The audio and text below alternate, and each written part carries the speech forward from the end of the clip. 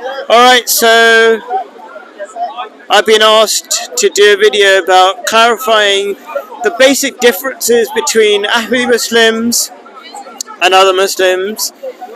It seems to be a big issue in Speaker's Corner, you know, we're persecuted here, threatened to be beaten up, and we're not allowed to pray with the other guys, other Muslims, so...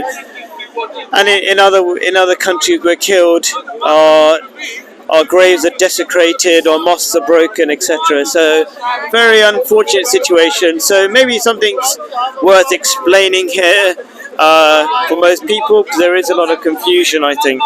So, I'm going to talk about three main things, so people know where we're going with this. First, about the basic beliefs. I'm not going to go too deep, but just go into some ideas. And then, what practically is a difference in terms of organization. That's a massive difference. Okay. Also, a prophecy of Prophet Muhammad that there will be a united community, and that's what we are. We're the only ones. And then, the idea of we believe in a metaphorical second coming of Jesus. So, what makes us followers of this metaphorical second coming, and it's our love for people. So we are different in three distinct ways. Let's start with number one. Well, three distinct ways that people ask me about anyway, in the YouTube comments and things like that. So that's why I'm covering those. So let's talk with beliefs. So it's worth mentioning that pretty much everything in Islam, we do the same. We pray the same. We say, La ilaha illallah Muhammad Rasulullah. There's no God but Allah, right? And Muhammad is His messenger. What else do we do the same? Everything. Can you think of anything? So when we call the azan, we call the azan with the same wordings. The kalima is the same as well. La ilaha illallah Muhammad Rasulullah. We also believe that Khatamun Nabiyyin, that Muhammad sallallahu alaihi wasallam is the final prophet. So yeah, we do actually believe in pretty much everything that the other Sunnis do believe. But the only difference that we have is the coming of the Messiah and the death of the Messiah. Yeah, and so just to give a bit of a sort of background. Even the coming of the Messiah, we actually do have a similarity. Yeah, so we're all, everybody's expecting Jesus to come back. Okay, so the only, and the kind of small difference is that who we believe is the person, the second coming of Jesus, and who other Sunni Muslims believe is different. So that's a very subtle difference, okay? And so we'll talk about, is it realistic, the rest of the Muslims? I don't want to go into the theology too much because it'll make it a long video, but is it realistic that Jesus has gone up into the sky, been waiting around for 2,000, heaven, and been waiting around for 2,000 years, and literally going to come back down? I'll briefly mention how the Quran disagrees with that. Very quickly, you got chapter 3, verse 55. For most people, I say 56 because Bismillah is the first verse of the Holy Quran, but unfortunately, just another problem actually with Sunni Muslims. They disrespect the Quran and they say Bismillah is just some additional thing that's got no value. It's just the beginning of every chapter. That's incorrect. But anyway, chapter for most people, but I'll put all the references by the way. Chapter 3, verse 55 for most people, most Sunni Muslims. Jesus has been is said to have been raised to God. Right? Okay, that same word that's translated as literally raised is mentioned about believers who, when they remember God, they're also raised. The better word is exalted, but people like to say raised because they want to tell a wonderful story, a crazy story, a mythological story that insults Islam, that Jesus is up in the sky waiting to come back. He went without an astronaut, without astronaut equipment, and he went up there, okay? But the Quran makes fun of this ridiculous belief really simply by saying, look, that word, rafat, that you use for Jesus going up into the sky is also about people, Muslims, when they remember God, they also have rafa. So you don't see Muslims floating or going off into the sky when they pray. I've never seen that. Have you ever seen that? No. right? So it's an incorrect belief, and the very idea, I think, is so insulting that they say Jesus was raised to God, as if God is in one place, stuck in one corner or something. Okay, whereas the Quran said, and I'll give you a reference, but there's so many references, right, regarding God being everywhere. It says God is in heaven and in the earth, chapter 4, verse 84. Okay, there's so many verses. God is closer to you than your jugular vein. God is wherever you are, and all this kind of stuff, right? God is the light of the heaven and the earth. It's just so many examples of how the incorrect belief is. But they have to stick with the incorrect belief because they want to tell a story that Jesus is gone, floating in the sky or something. I mean, what do you got to say about that? Do you want to add something? Um, if you see the verse itself, there's no way does it say that Jesus went up alive. The word alive is not mentioned. So that also shows that Jesus cannot go up alive. But what we know is that when someone dies, the soul, the Ruhu, goes up alive. So it's the Ruhu that went up, not his body. Because it's impossible for the body to go up alive, Also, if you see the Quran, it also says, it mentions about when Allah subhanahu wa ta'ala said, I gave a refuge, a place for rest for Jesus and Maryam, so that also shows that Jesus was not raised up alive, because after his ministry, after his preaching when he was in Israel, in the land of Palestine or Israel, he actually was given a place in the east. So yeah. Yeah, so the Quran describes a place, a hilly place with fountains and not fountains, waterfalls or fountains. Oh, yeah, and we also find that where And there's a place. so the point you made is that both Jesus and his mother Mary were given refuge in a place. When did this happen? Because that's not the description. This hilly place is not a description of Israel. We also see that there's a place in the east which is called Murray. This has also been known as to be named after Hazrat Maryam. Yeah, or Mary in English. Or Mary in English, yeah. So we also find a grave, the Rosabella Shrine, which is based in Srinagar, India. We also find that it is actually the tomb of Jesus. So there are so many proofs to why Jesus is actually dead and he's not alive in the heavens. So, which is exactly what the Quran talks about, because first of all the Quran says that he wasn't killed on the cross, and even the Jews, his enemies, were in doubt about this, right? So the mythology that the Sunni Muslims make up because they don't know how to explain this. They say, and even actually many Sunni Muslims disagree with this made-up story. They say that somebody else, Judah or something, was put in place of Jesus, right? And even the top guys here, like Muslim Lantern, wherever, they disagree with this, right? Which is good. At least they're honest enough to just get rid of these made-up stories, right? So. And if we went with this made-up story that somebody replaced Jesus or something, then what doubt would? And there was somebody who's made to look like Jesus. How would there be any doubt about the death of Jesus by these Jews, right? But the Quran says there was doubt. They tried to kill him, but they doubted they killed him. And why did they doubt it? Without going into a long story about it, because I've done a whole video about Jesus in India already, right? So do check it out on my channel.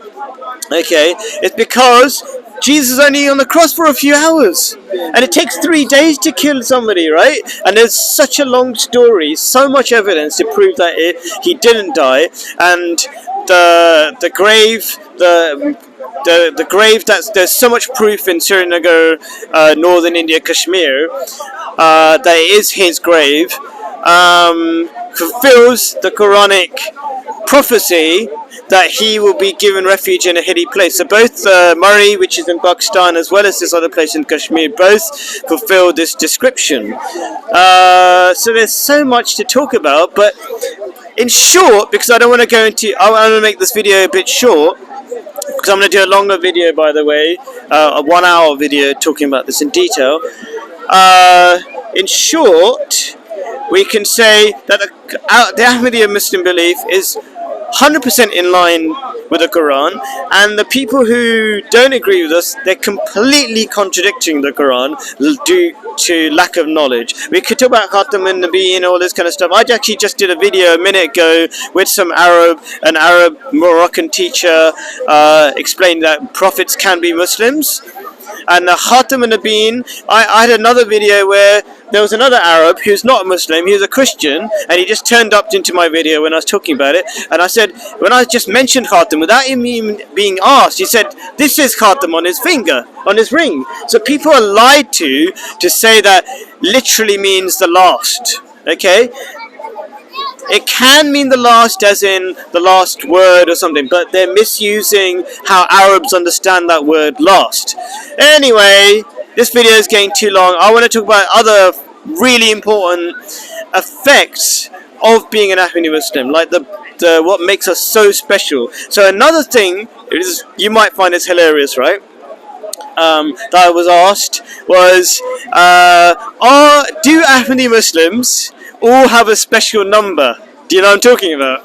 Aim's ID. Aim's ID. But it might sound funny, but it's actually really interesting because it demonstrates how organized we are. So all Ahmadi Muslims have we're registered on a computer system because we're the most organized Muslims in the world, right? Internationally organized. All the other Muslims, like, they just turn up to this mosque or turn up to that mosque and they just do whatever they want, okay? They can't even pay for their own mosque. They have to ask Saudi Arabia or the British government. Oh, there's a funny thing. They always say we're from the British government, but we pay for all our mosques, and all of them, they get the British government to pay their mosques. And why do they need, even though that there's so many more of them, why do they need the British government to pay for their mosques? Because they've got no organization. Okay, this is actually a prophecy of Prophet Muhammad. He said that there'll be all these 72 sects, but there will be a 73rd sect, and said there's two different hadiths about saying of Prophet Muhammad about this, and one of them said that how the companions, Prophet Muhammad's companions said, how we recognize the true community, said they will be the Jamaat, the united community, right? Okay, there's only one united community, which is us. Everybody else is dispersed, one mosque is separate from the other mosque, and the reason why, and again another prophecy, is the reason why we are the only united community is because we're the only ones with a Khalifa. Okay, Khalifa, if you don't know, it means Caliph in English, whatever. Okay, it means the proper leadership that Muslims are supposed to follow. We're not supposed to be all these different groups, right? I'm talking a lot. What do you think about that so far? Do you want to add something to that? No, I agree with everything that you've said. Obviously, we have Caliphate, and obviously, if you see around the world, when even in America, when Saudi Arabia, when they hear the word Caliphate, you know, they get astonished, you know, they get surprised, you know, because Caliphate is such a huge thing, you know. It's a rightly guided organization which is from God, you know, and God hands is over Caliphate always, you know. Yeah, so, I don't know what people think, these Sunni Muslims. They're like you're saying, only God can create a Caliphate, okay? And then how comes we're the only ones? For over 100 and something years, we're the only ones, and God doesn't allow anybody else to have one. yeah, exactly. Do you know what I mean? It's just like, are people figuring out? And I just thought it'd be nice to show my Ames ID. I won't make it too close. I don't think anybody would try to copy it. But anyway, so we just get into different events with it. Ames ID, so like it's a special number or something, like, you know, all Ahmadis have on the database because they're just organized. So yeah, people don't seem to think for themselves that how comes these people we claim are not true Muslims, they're the only ones that God has allowed to have a Khilafat. Now, some people go, oh, God didn't allow it, they just happened. So that means that God is not, either they think God is not all powerful, or they think, astaghfirullah, that God is silly, that he allows the only people apparently who are not Muslims to have this special, you know, this very important thing which allows us to be united and to achieve basic goals of creating a community. Like, this is important stuff. Why did God just allow us? Obviously, because we follow the Messiah. You know, if you look at the prophecies, if you look at the end times, we know that the Messiah is to come. And if the Messiah was to come, it's going to be the divine coming from God. So Allah subhanahu wa ta'ala is the one who's going to choose it, and he's the one who's going to guide it. Even if you see throughout the whole world, there is no other Messiah that has come and his name is still alive the way Islam Ahmadiyya is alive today. You know, we're spread all over the world, every corner of the earth. The message has been spread, and everyone that does accept it, they get blessed from the institution of Khalifa and the promised Messiah. So there's countless of proofs to why Islam Ahmadiyya is the truth. Yeah, you can see the growth. You can see if it was a false prophet, why would God support it by letting us, like you say, grow all over the world? Like you said, there are countless proofs. There's many proofs, even as to why, you know, who we think we say promised Messiah is a short version of saying second coming of Jesus, right? You know, there's so many proofs. He came, like the prophecy said, east of Damascus, which is we're called Qadiyanis, by the way. Why are we called Qadiyanis? Because the Mirza Ghulam Ahmad, who was the second coming of Jesus, or in short, the promised Messiah, was in Qadian.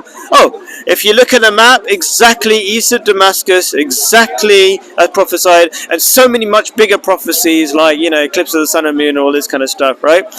Okay, now I want to, with the aim of making the video short, there's another thing that people have been asking me recently. And this is really fascinating how, in a way, our enemies, let's say, actually agreeing that we are the most loving, right? And that's actually part of the prophecy or the meaning of us being followers of the second coming of Jesus. So why, if anybody knows, I don't want to bore people with a bit of history, but the reason what Jesus did to the Jews was stop making them hard-hearted and stuck with the shell of the teaching and work with the spirit of the teaching, right? And one of the outcomes of that is, of us being followers of the second coming of Jesus, metaphorically, it has to have some value, and the value is that we are known around the world by our enemies and even Christians and Jews and even the Muslims that we are the most loving. So I'll give you an example. So first of all, I'm asked in the comments of my videos, how can you believe in love for all and hatred for none? Okay, so I say to them, well, the Quran says so, because Prophet Muhammad, peace be upon him, was a mercy for all people, not just for Muslims, right? And if people don't understand what mercy means, it's basically kindness, is love, you know, that's how you're merciful. You can't be merciful when you hate somebody, right? Okay, so that's a fundamental teaching of Islam, yet Muslims really don't like that. So when I go to people here, and I've done this many times, it's like I just introduce myself and I say I'm a Muslim and I believe in being kind to everybody, and they go, hang on a minute, are you an Ahmadi Muslim? It's like, yeah, so you recognize us because we believe in love for everybody. So it's amazing that our enemies, let's say, but they're not really my enemies, they're enemies to me, but I'm not their enemy, just to be clear, right? Okay, our enemies agree that we're special in this lovely way, that we have love for all and hatred for none, and that means by extension they don't believe in love for all and hatred for none. You can see that because they hate us and want to kill us for no good reason. It's ridiculous. Any thoughts about that? Just a recent khutbah as well by the Khalifa Surah Ahmad. He also said, if you see other countries such as Pakistan, the people over there, they said we have enough, you know, we want to retaliate, you know, we want to also show them our power and our strengths as well, because we are sick and tired of the way they are treating us, you know. And if you see throughout the whole khutbah, we see that just use English words just in case. I know there's many Muslims listening. So khutbah, sermon, speech, Friday sermon, and the Khalifa, our Khalifa leader, is saying that there's some young men who they're getting tired of the persecution, and we're so organized we could easily fight back if we wanted to. and win Yeah. easily, right? But we don't. And then you were explaining, and the Khalifa saying, "Don't fight back." And what were you saying? So he said the coming of the Messiah was peace. It was not to cause disorder and violence and wars. So he said we just have to keep having patience. That's our response. You know, we don't go our ways and start attacking them back, because our Khalifa tells us patience. So even if you see our beliefs, it's all peace. You know, and this also shows that there's no hate against even our enemies. You know, because we don't go out and start attacking them or start killing them because they want to kill us or they want to attack us. You know, we're still responding by saying peace, salam. You know, And we're winning because of that. We're growing everywhere, becoming more and more successful. Instead of fighting and because hate begets hate. there was also a young guy who was literally he was picking up stones, and he was throwing the stones towards Islam Ahmadiyas, and a kid came up. What do you mean throwing stones towards Islam Ahmadiyya? Like the sign of a No, like mosque the or people, the something? mosques, and the people. So the mosques and the people, they were throwing stones at them, and a guy came up to him and he said, "Look, what are you doing?" He literally just asked him, "What are you doing? You know, you're picking up stones." Where was this? I'm not sure which country it was, but it was a recent. Okay, anyway, so I don't ruin the story. And then what? It was a recent event that happened. Okay. He said, "What are you doing?" The guy who was throwing the stones, he had the stone in his hand, and he literally realized what he was doing, which was violence, causing disorder, and he literally threw the stone back on the floor. You know. Right, so we're winning by arguments rather than fighting back, rather than throwing a stone at that boy or whatever he was, saying like making people reflect. Why are you doing it? Why are you being violent? Is that what Muslims are supposed to be? Obviously not supposed to be violent. Okay. We don't find that violence was ever a teaching of Muhammad Sallallahu Alaihi Wasallam. You know. People say that's jihad. Okay, it's not jihad.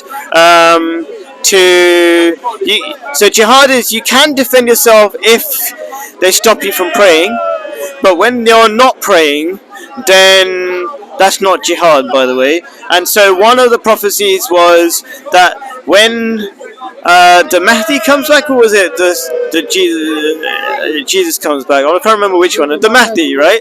He would end the need for jihad, which is the physical war, right? Okay, because now is the time for war through words, because that's the situation we're in. So that's why, like you're saying, it's a time for creating peace, because there's already so many problems in the world. Yeah, today's day and age is, as the Prophet Messiah also said, the jihad is not through the sword, it's through the pen. So this was the real teaching of the Messiah, you know. But we do find today day and age we are going slowly towards a World War III. And obviously when the World War III does come, this is the time when they're going to reflect what is the only religion that's alive today and teaching us righteousness, teaching us how we can actually surpass the war, you know, and violence and hate, you know, and we'll find that it's only Islam Ahmadiyya, because the Messiah has come. And when that time does come, the only thing that we can actually do is actually accept him. Once we accept the Messiah, then we will find peace, then we will find love, then these wars will stop, and God will be our protector and our helper. So yeah. Thank you very much. Beautifully said. Thank you. Hope that helps. Any guys got questions? Still confused about Islam Ahmadiyya? Do ask, do comment, whatever.